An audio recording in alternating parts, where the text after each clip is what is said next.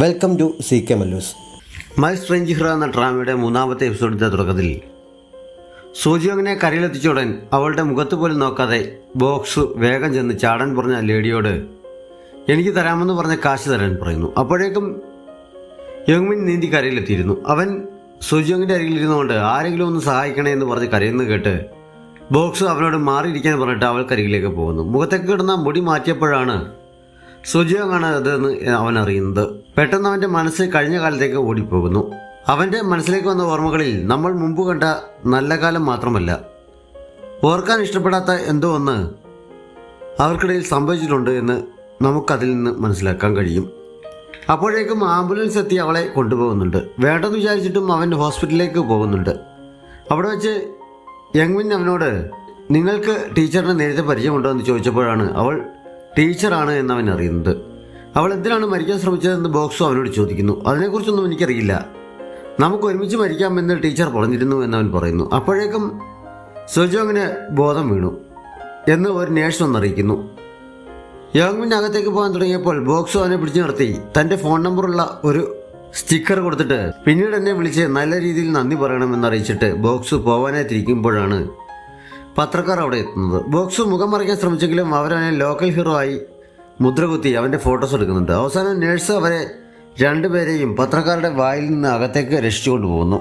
സോജിയാൻ കണ്ണു തുറക്കുമ്പോൾ ബോക്സ് മുന്നിൽ നിൽക്കുന്നതാണ് കാണുന്നത്. വിശ്വാസം വരാതെ അവൾ തല ഉലുക്കി നോക്കുമ്പോൾ യോങ്മിനിൽ നിൽക്കുന്നത് കാണുന്നു. അവൾ എഴുന്നേറ്റ് തൻ്റെ ജീവൻ രക്ഷിച്ചതിന് അവൻ നന്ദി പറയുന്നു. ഞാനല്ല രക്ഷിച്ചത് എന്ന് അവൻ പറഞ്ഞ് തിരിഞ്ഞു നോക്കിയെങ്കിലും ബോക്സുവിനെ അവിടെയും കാണുന്നുണ്ടായിരുന്നില്ല. അപ്പോഴേക്കും യോങ്മിൻ്റെ പേരൻസ് കരഞ്ഞുകൊണ്ട് അവിടേക്ക് വരുന്നതിനാൽ രണ്ടുപേരുടെ ശ്രദ്ധ അവിടേക്ക് തിരിയുന്നു. അവർ മകനെ രക്ഷിച്ചതിന് സോജിയോങ്ങിന് നന്ദി പറയുന്നുണ്ട്. സോജിയോങ് മുറിക്ക് പുറത്തിറങ്ങി പോകുന്നുണ്ട്. അവിടെ മറിഞ്ഞു നിൽക്കുകയായിരുന്ന ബോക്സ് അവളെ കാണുന്നുണ്ട്. വാഷ്റൂമിലേക്കാണ് അവൾ പോയത്. അവിടെ ഡ്രയറിന് കീഴിൽ പിടിച്ചവൾ ഫോൺ ഉണക്കിയെടുക്കുന്നുണ്ട്. ഇനിയും 15 മാസം കൂടി അടച്ചാലേ ഇതിൻ്റെ കാശ് അടഞ്ഞു കഴിയുള്ളൂ. നീ ഒരു മെഷീനാണെന്ന് എനിക്കറിയാം, എന്നാലും നീ കാരണം ഞാൻ എൻ്റെ ജീവൻ വരെ പണയപ്പെടുത്തിയതാണ് എന്നൊക്കെ അവൾ ഫോണിനോട് പറയുന്നുണ്ട്. എന്തായാലും ഫോൺ ഓണാകുന്നുണ്ട്. ഉടൻ തന്നെ ലാസ്റ്റ് കോൾ വന്ന നമ്പറിലേക്ക് കിം യോങ് ഹോ ആണെന്ന് കരുതി വിളിക്കുന്നു. കസ്റ്റമർ കെയർ നമ്പറാണെന്ന് മനസ്സിലായപ്പോൾ അവളുടെ ഭാവം മാറുന്നു. അവൾ ഉടൻ തന്നെ മിഹോയുടെ നമ്പറിലേക്ക് ട്രൈ ചെയ്യുന്നുണ്ട്.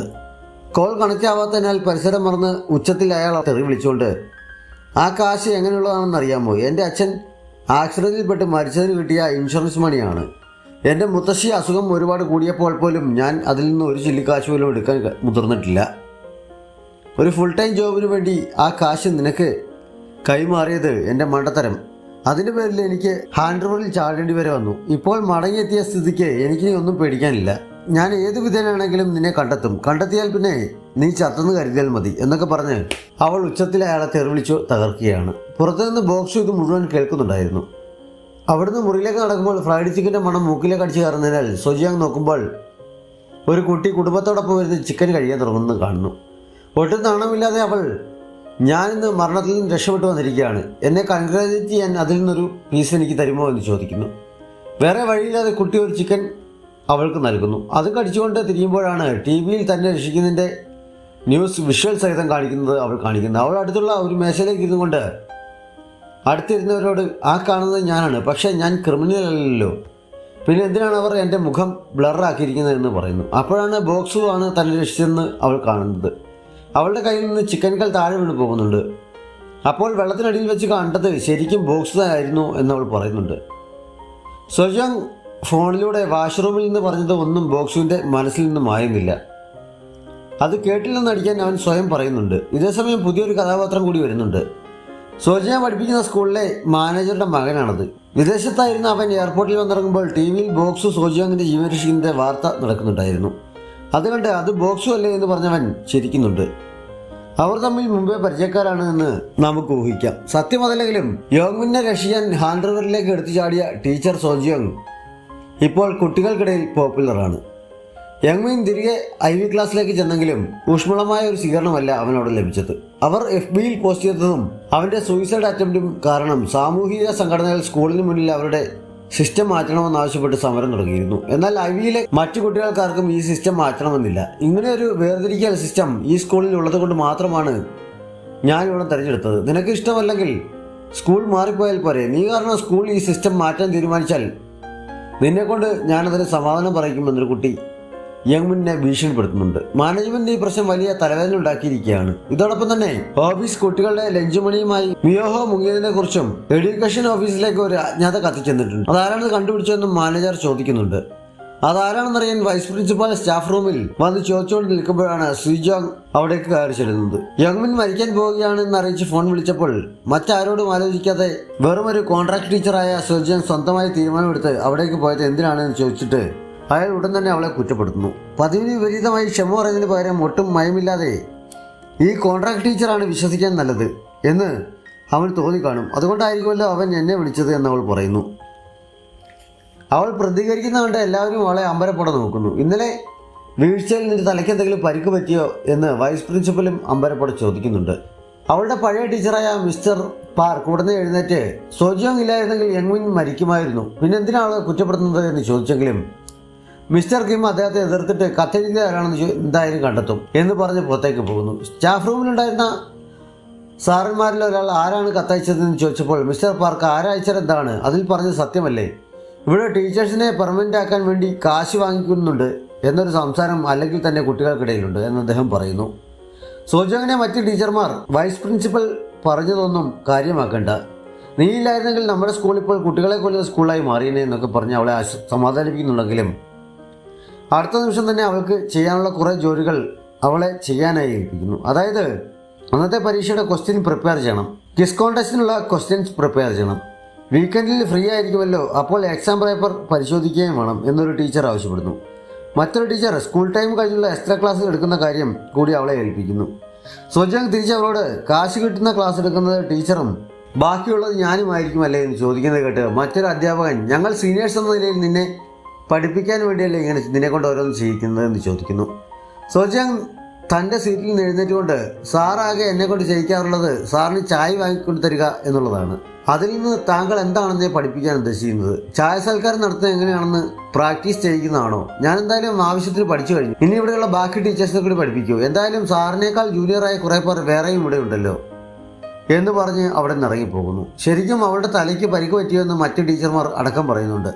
സ്റ്റാഫ് റൂമിൽ നിന്ന് പുറത്തേക്ക് ഇറങ്ങുമ്പോൾ സോജിയോങ് സ്വന്തം തലമുടി പിടിച്ചു വലിച്ചുകൊണ്ട് ഞാൻ എന്തൊക്കെയാണ് ഈ പറഞ്ഞത്, ഇങ്ങനെ പോയാൽ ആ ചതിയനെ തന്നെ ഇവർ എന്നെ ചവിട്ടി പുറത്താക്കും, എൻ്റെ വായി തയ്ച്ചു വയ്ക്കുന്നതാണ് നല്ലത് എന്ന് പറയുന്നുണ്ട്. ഈ സമയത്ത് സ്വന്തം ജീവൻ പണയപ്പെടുത്തി മുങ്ങി മരിക്കാൻ തുടങ്ങിയ ഒരാളുടെ ജീവൻ രക്ഷിച്ച ധീരനായ ബോക്സുവിന് ബ്രേവ് സിറ്റിസൺ അവാർഡ് ലഭിക്കുന്നു. അവാർഡ് വാങ്ങുന്ന വേദിയിൽ ഫോട്ടോയിൽ ഇടം പിടിക്കാൻ ശ്രമിക്കുന്ന ലിജിയോങ്ങിനെയും മിഞ്ചിയെയും മാറ്റി നിർത്താൻ ഫോട്ടോഗ്രാഫർ കുറെ ശ്രമിക്കുന്നുണ്ട്. കുറച്ച് മാറി നിൽക്കാൻ പറഞ്ഞപ്പോൾ രണ്ടുപേരും ഇരുവശങ്ങളിലേക്ക് നീങ്ങിയെങ്കിലും കൃത്യം ഫോട്ടോ ക്ലിങ്ങിയ സമയത്ത് രണ്ടുപേരും ചാടി വീണ് അവർക്കൊപ്പം നിൽക്കുന്നുണ്ട്. ബോക്സുവിൻ്റെ ആ ഫോട്ടോ പത്രത്തിൽ കണ്ടപ്പോൾ ഇവനെ മുമ്പ് ഇവിടെ പരിചയമുണ്ടല്ലോ എന്ന് മാനേജർ പറഞ്ഞപ്പോൾ മുമ്പ് മാനേജറുടെ മകനായ സേഹോയുമായി ബന്ധപ്പെട്ട വിഷയത്തിൽ ഇവനും ഉൾപ്പെട്ടിരുന്നുവെന്ന് അസിസ്റ്റന്റ് അവരെ അറിയിക്കുന്നു. ബോക്സു ആണോ ഇത് എന്നവർ ചോദിക്കുന്നു. അന്ന് അവൻ്റെ വിഷയം എങ്ങനെയായിരുന്നു കൈകാര്യം ചെയ്തതെന്ന് അവർ ചോദിച്ചപ്പോൾ ആ സംഭവത്തിന് ശേഷം അവനെ സ്കൂളിൽ നിന്ന് പറഞ്ഞു വിട്ടു, അവന് ഗ്രാജുവേഷൻ പൂർത്തിയാക്കാൻ കഴിഞ്ഞില്ല, ഈ സംഭവം സേഹോയെ വിഷമിപ്പിക്കുമോ എന്നാണ് എൻ്റെ പേടി എന്ന് അവർ പറയുന്നു. എൻ്റെ മകൻ അത്രയ്ക്ക് ദുർബലനാണോ എന്നവർ ചോദിച്ചുകൊണ്ട് നിൽക്കുമ്പോൾ ബോക്സുവിനെ തിരികെ സ്കൂളിലേക്ക് കൊണ്ടുവന്നോളൂ എന്ന് പറഞ്ഞുകൊണ്ട് സേഹോ അവിടേക്ക് കയറി വരുന്നുണ്ട്. അമ്മയും മകനും കൂടി കെട്ടിപ്പിടിക്കുന്നുണ്ടെങ്കിലും ഊഷ്മളമായ ഒരു സ്നേഹബന്ധമൊന്നും കാണാനില്ല. ബോക്സുവിനെ മടക്കിക്കൊണ്ട് വരുമോ എന്ന് പ്രിൻസിപ്പൽ ചോദിച്ചപ്പോൾ അതെ, പഠനം പൂർത്തിയാക്കാൻ കഴിയാതെ ഇവിടെ നിന്ന് പോയ ഒരു സീനിയർ സ്റ്റുഡൻറ്റ് ഇവിടുത്തെ ഒരു ജൂനിയർ സ്റ്റുഡൻറ്റിനെ രക്ഷിച്ചു, അതിൻ്റെ നന്ദി സൂചകമായി അവന് പഠനം പൂർത്തിയാക്കാൻ നമ്മൾ രണ്ടാമതൊരു അവസരം നൽകുന്നു, അവൻ ഇവിടേക്ക് മടങ്ങി വന്നാൽ ഇപ്പോഴുള്ള ഈ പ്രശ്നമെല്ലാം അതോടെ തീരും എന്ന് സേഹോ പറയുന്നു. ഇപ്പോഴാണ് നീ ശരിക്കും എൻ്റെ മകനായത് എന്ന് മാനേജർ പറഞ്ഞപ്പോൾ ഈ സംഭവത്തിൻ്റെ മുഴുവൻ ഉത്തരവാദിത്വം ഏറ്റെടുത്ത് അമ്മ മാനേജർ സ്ഥാനം ഒഴിയുകയാണെന്ന് എത്രയും പെട്ടെന്ന് അനൗൺസ് ചെയ്യുന്നതായിരിക്കും നല്ലത്, അതിനുവേണ്ടിയല്ലേ എന്നെ ഇവിടേക്ക് വിളിച്ചു വരുത്തിയത്, സ്കൂൾ ഒരു മാറ്റത്തിന് തയ്യാറാണെന്ന് മറ്റുള്ളവരെ ബോധിപ്പിക്കണ്ടേ എന്നവൻ പറയുന്നു.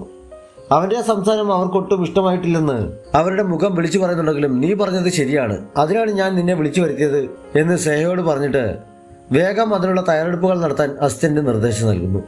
ഇതേസമയം ബോക്സുവിൻ്റെ വീട്ടിലെ റെസ്റ്റോറൻറ്റിൽ അവൻ്റെ അമ്മ അവന് കിട്ടിയ സർട്ടിഫിക്കറ്റും കയ്യിൽ പിടിച്ച് അഭിമാനപൂർവ്വം പാർട്ടി നടത്തുകയാണ്. ആ സമയത്ത് മിസ്റ്റർ പാർക്ക് അവിടെ എത്തുന്നു. അദ്ദേഹം ബോക്സുവിനെ മാറ്റി നിർത്തി സംസാരിക്കുന്നു. സാർ എന്തിനു വന്നതാണ് എന്നവൻ ചോദിച്ചപ്പോൾ ഞാൻ നന്നായി പഠിപ്പിച്ചത് കൊണ്ടാണ് നിനക്കെതിരെ കഴിഞ്ഞത് എന്ന് അദ്ദേഹം കളിയായി പറയുന്നു. സോജിയോങ് നിന്നെ കണ്ടിരുന്നോ എന്നും അദ്ദേഹം ചോദിക്കുന്നുണ്ട്. ഞാൻ എന്തിനാണ് അവളെ കാണുന്നത് എന്ന് ബോക്സു ഗൗരവത്തിൽ ചോദിക്കുന്നു. നിങ്ങൾ വീണ്ടും ഇങ്ങനെ കണ്ടുമുട്ടിയതിൽ എന്തെങ്കിലും കാരണം കാണുമെന്നാണ് ഞാൻ വിശ്വസിക്കുന്നത്, നീ അവളെ കാണാൻ ശ്രമിക്കുന്നത് നന്നായിരിക്കുമെന്ന് അദ്ദേഹം പറഞ്ഞപ്പോൾ കണ്ടിട്ട് ഇനി എന്താണ് പ്രയോജനം എന്ന് ചോദിച്ച് അവൻ ദേഷ്യപ്പെടുന്നു. നീ എത്ര വളർന്നു എന്ന് പറഞ്ഞാലും എൻ്റെ മുന്നിൽ നീ ഇപ്പോഴും 18 വയസ്സുള്ള ഒരു കുട്ടിയാണ്. പേടി കാരണം തൻ്റെ ഭൂതകാലത്തിൽ നിന്ന് ഒളിച്ചോടുന്ന ഒരു കുട്ടി. നിങ്ങൾ രണ്ടുപേരും മനസ്സിലുണ്ടാകപ്പെട്ട മുറിവുമായി വളരാൻ നിർബന്ധിക്കപ്പെട്ടവരാണ് എന്നാണ് ഞാൻ വിശ്വസിക്കുന്നത്. നിങ്ങൾ പരസ്പരം കണ്ട് സംസാരിച്ചാൽ ചിലപ്പോൾ രണ്ടുപേരുടെ ഉള്ളിലെയും മുറിവുണങ്ങാൻ അത് സഹായിച്ചേക്കും എന്ന് അദ്ദേഹം പറഞ്ഞപ്പോൾ സംസാരം മതിയാക്കിയിട്ട് മടങ്ങിപ്പോക്കാളാൻ പറഞ്ഞ് അവൻ അവിടെ നിന്ന് പോകുന്നു. തിരിച്ച് മുറിയിലെത്തുന്ന ബോക്സു ഒരു പേപ്പർ എടുത്ത് കയ്യിൽ പിടിച്ചുകൊണ്ട് വീണ്ടും സ്കൂളിലെ ഓർമ്മകളിലേക്ക് പോകുന്നു. അത്തവണ പരീക്ഷ കഴിഞ്ഞപ്പോൾ സോജിയോങ്ങും ബോക്സും കൂടിയുള്ള ടീമാണ് ഏറ്റവും കൂടുതൽ മാർക്ക് സ്കോർ ചെയ്തിരിക്കുന്നത്. 50 മാർക്കാണ് അവൻ കൂടുതൽ വാങ്ങിയിരിക്കുന്നത് എന്ന് പറഞ്ഞ് മിസ്റ്റർ പാർക്ക് രണ്ടുപേരെ എഴുന്നേൽപ്പിച്ച് നിർത്തി അഭിനന്ദിക്കുന്നു. അദ്ദേഹം പോകാൻ തുടങ്ങിയപ്പോൾ എനിക്ക് സമ്മാനമൊന്നുമില്ല എന്ന് ബോക്സ് വിളിച്ചു ചോദിക്കുന്നുണ്ട്. അന്ന് ബ്രേക്ക് ടൈമിൽ സോജിയോങ് അവനെ റൂഫ് ടോപ്പിൽ തങ്ങളിരുന്ന് പഠിപ്പിക്കാറുള്ളിടത്തേക്ക് വിളിപ്പിച്ചിട്ട് സ്വന്തമായി വരച്ച് തയ്യാറാക്കിയ ഒരു സർട്ടിഫിക്കറ്റ് അവന് സമ്മാനമായി നൽകുന്നു. അതിൽ ബൈ ടീച്ചർ സോജിയോങ് എന്നും അവൾ എഴുതിയിരുന്നു. ബോക്സും അത് കയ്യിൽ വാങ്ങി സന്തോഷത്തോടെ തിരിച്ചുകൊണ്ട് വേറെ പ്രൈസ് ഒന്നുമില്ലെന്ന് ചോദിക്കുന്നു. നിനക്ക് ഇഷ്ടപ്പെട്ടില്ലെങ്കിൽ അത് തിരികെ തന്നേക്ക് എന്ന് പറഞ്ഞ് അവൾ തിരികെ വാങ്ങാൻ ശ്രമിക്കുന്നുണ്ട്. പക്ഷെ അവനത് നൽകുന്നില്ല. അവൾ അവിടെ നിന്ന് പോകാൻ തുടങ്ങിയപ്പോൾ സത്യമായിട്ടും എനിക്ക് ദേഷ്യം വരുന്നുണ്ട്. എനിക്ക് പ്രൈസ് ഒന്നുമില്ല എന്ന് അവൻ പറഞ്ഞുകൊണ്ടിരിക്കുമ്പോൾ അവൾ മുന്നോട്ട് ചെന്ന് അവൻ്റെ ചുണ്ടിൽ കിസ് ചെയ്യുന്നു. പോകുന്നതിന് മുമ്പ് വേറെ കുട്ടികളോട് ആരോടെങ്കിലും ഇക്കാര്യം പറഞ്ഞാൽ നിന്നെ ഞാൻ കൊല്ലും എന്ന് അവൾ ഭീഷണിപ്പെടുത്തുന്നുണ്ട്. എന്നിട്ട് അവൾ അവിടെ നിന്ന് ഓടിപ്പോകുന്നു. അന്ന് ക്ലാസ്സിൽ എഴുന്നേറ്റ് നിന്ന് ടെക്സ്റ്റ് വായിക്കുന്ന സോജിയോങ്ങിൻ്റെ ചിത്രം അവൻ ആ സർട്ടിഫിക്കറ്റിന് പുറകിൽ വരയ്ക്കുന്നുണ്ട്. ആ സർട്ടിഫിക്കറ്റും കയ്യിൽ പിടിച്ചിരിക്കുന്നതുകൊണ്ടാണ് ബോക്സ് പഴയ ഓർമ്മകളിലേക്ക് പോയത്. അവൻ ലീജിയോങ്ങിനെ വിളിച്ച് എനിക്ക് ഒരാളെ കണ്ടെത്തണം എന്ന് പറയുന്നുണ്ട്. സ്കൂളിൽ നിന്ന് അഡ്രസ്സ് തപ്പിയെടുത്ത് സോജിയോങ് അടുത്ത ദിവസം മിയാഹോയുടെ വീട് അന്വേഷിച്ച് വരുന്നുണ്ട്. അയാൾ താമസിക്കുന്ന സ്ഥലം കണ്ടപ്പോൾ ഈ കാശെല്ലാം വാങ്ങി ഇയാൾ എന്ത് കാണിക്കുകയായിരുന്നു? ഈ മാളത്തിലാണോ അയാൾ താമസിക്കുന്നത് എന്ന് അവൾ സ്വയം ചോദിക്കുന്നുണ്ട്. ചൂതുകളിയായിരുന്നുവെന്ന് പുറകിൽ നിന്ന് മറുപടി കേട്ടവൾ തിരിഞ്ഞു നോക്കുമ്പോൾ ഒരു കുട്ടിയെ കാണുന്നു. എൻ്റെ അച്ഛൻ നിങ്ങളെയും പറ്റിച്ചോ എന്ന കുട്ടി ചോദിക്കുന്നത് കേട്ട് അവളുടെ നിയന്ത്രണം നഷ്ടപ്പെട്ടെങ്കിലും മുഖത്തൊരു ചിരി വരുത്തിക്കൊണ്ട് ഏയ് അങ്ങനെയൊന്നുമല്ല, നിന്റെ അച്ഛന് നന്ദി അറിയിക്കാൻ വന്നതാണ് ഞാൻ. അദ്ദേഹം എവിടെയെന്ന് അവൾ ചോദിക്കുന്നു. ആളുകളെ പറ്റിച്ച് മുങ്ങിയ ശേഷം അദ്ദേഹം ഇങ്ങോട്ട് വന്നിട്ടില്ല എന്ന് കുട്ടി പറഞ്ഞപ്പോൾ നിന്റെ അമ്മ എവിടെയെന്ന് അവൾ ചോദിക്കുന്നു. എനിക്ക് അമ്മയില്ല എന്ന് കുട്ടി പറഞ്ഞപ്പോൾ അപ്പോൾ നിന്നെ ഒറ്റക്കിട്ടിട്ടാണോ അയാൾ പോയത് എന്നവൾ ആകാംക്ഷയോട് ചോദിക്കുന്നു. കുട്ടി അവൾക്ക് നേരെ കയ്യിലിരിക്കുന്ന കവർ നീട്ടിയിട്ട് നിങ്ങൾക്കിത് വേണമെന്ന് ചോദിക്കുന്നുണ്ട്. അയാളെ തല്ലാനായി വന്ന സോജിയോങ് അവസാനം കുട്ടിക്ക് കുറേ ഫുഡ് ഐറ്റംസും വാങ്ങി വെച്ചിട്ട് മടങ്ങാൻ തുടങ്ങുമ്പോൾ കുട്ടി ഓടി വന്നവളുടെ കയ്യിൽ പിടിച്ചിട്ട് നിങ്ങൾ ഇത്ര പാവമായി പോയല്ലോ, അച്ഛൻ എന്നെ മനഃപൂർവ്വം ഇവിടെ ഉപേക്ഷിച്ചിട്ട് പോയതാണ്, മറ്റുള്ളവർക്ക് സഹതാപം തോന്നാൻ വേണ്ടി. എനിക്ക് നന്നായി പാചകം ചെയ്യാൻ അറിയാം, ഇത് തിരിച്ചു കൊണ്ടുപോയിക്കോ എന്ന് പറഞ്ഞ് അവൾ വാങ്ങിവെച്ച സാധനം അവളെ തിരികെ ഏൽപ്പിച്ച് അഡീഷണൽ ഒരു ചോക്ലേറ്റ് ബാർ കൂടി നൽകിയിട്ട് കുട്ടി തിരിഞ്ഞ് അകത്തേക്ക് ഓടുന്നു.